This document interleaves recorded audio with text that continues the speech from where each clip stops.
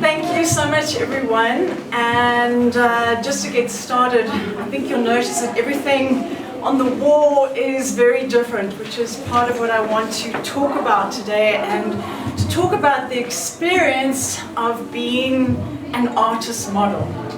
So you're probably wondering what inspires someone to show up as an artist model. And I believe that my motivations aren't that different to others, but my articulations may be a little bit unusual. In answering the question, I had to ask myself, what is really most important to me? And I think that the common perception of why someone would want to be a model, I think people think that it has a lot to do with wanting to be seen. But I think that it's a lot more complex and nuanced than that. So I'd like you to humor me and to consider the analogy of a prism. When the light strikes a prism, what we see is different colors and different refractions.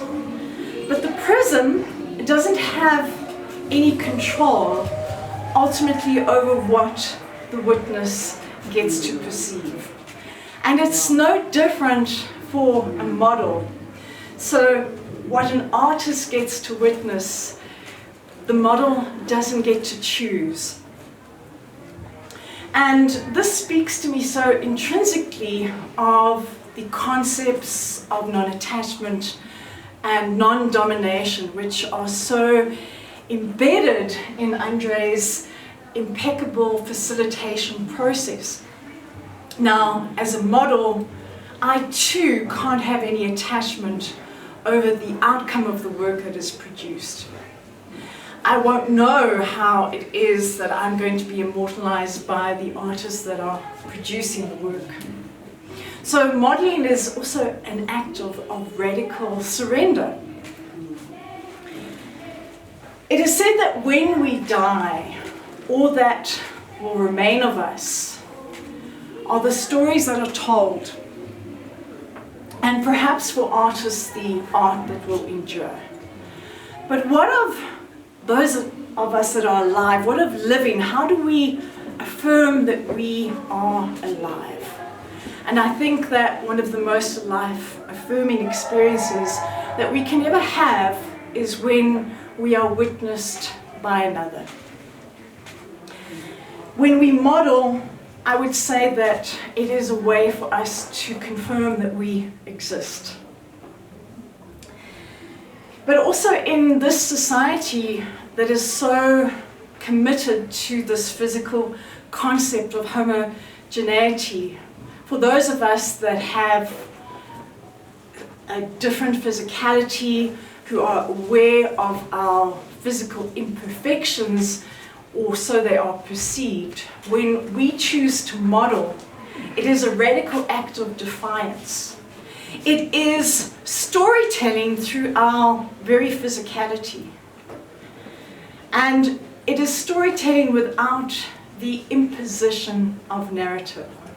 Now, that feels to me a lot like art. But why art? Why do we choose art? And my answer to this question does not reside in any intellectual discussion. I don't believe we can answer this question using any rational explanation. I can't explain to you why it is that I have walked through a museum filled with the works of masters, and as I was about to leave, I turned the corner only to bump into an incomplete sepia sketch and to be reduced to tears. I discovered later that this was the work of the great master Da Vinci. Why is it that art has the ability to reduce us to tears, to disrupt society, or to make our souls sing? Why art? Because art. For me, I don't need any other explanation. And whilst my personal technical ability may be lacking, I believe that I too have been afflicted by the same muses that afflict an artist. And what these muses have taught me is that how I move in life, how I choose to show up, and what I choose to notice is also art in motion. Why art? I think that this question is much the same as asking the question, why do we love? And I don't believe that we could do things any other way.